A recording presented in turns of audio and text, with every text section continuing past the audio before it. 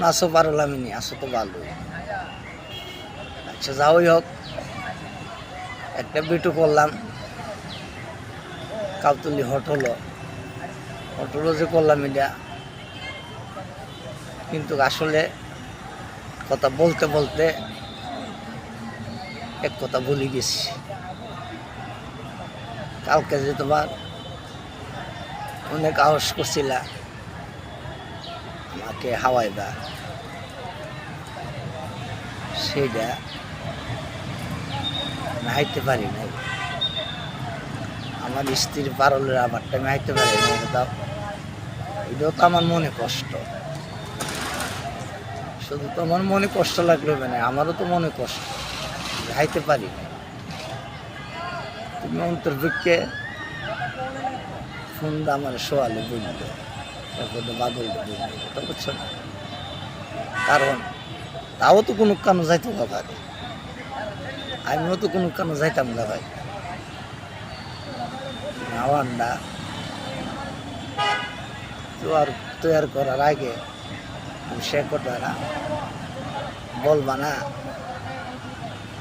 তোমার স্বামী হলো কামিনে তুমি হাওয়াইবা, আর আমি আমার স্ত্রীর পারলামিনের হাবারটা আমো, যত খুব আনন্দের বিষয়, আনন্দের হাবার আর আনন্দর হাওয়া।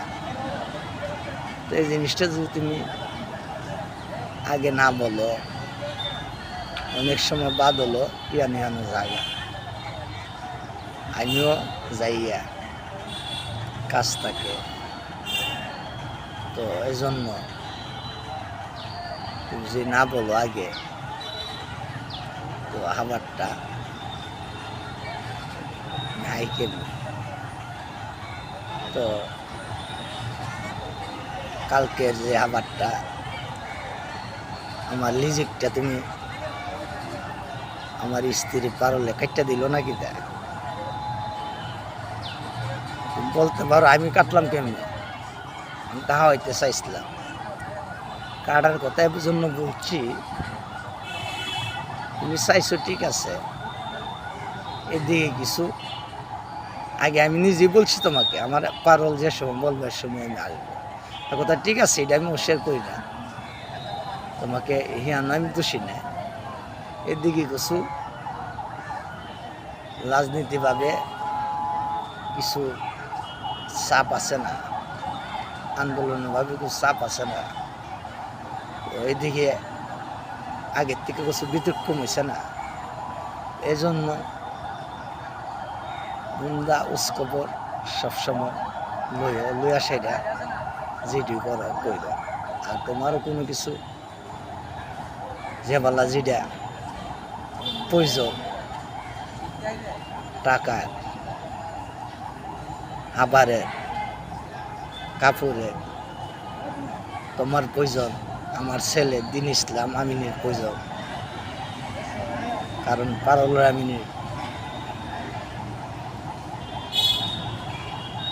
নুরুল কামিনীর স্ত্রী পারুল আমিনী আর নুরুল কামিনীর মুজিত দিন ইসলাম আমিনী মাইদেদা দুনিয়াতে আসছে, তারও আমাদের ইচ্ছা থাকতে পারে বলল তোকে হদাফেজ রেখে দিয়ে ভালো থাকবে।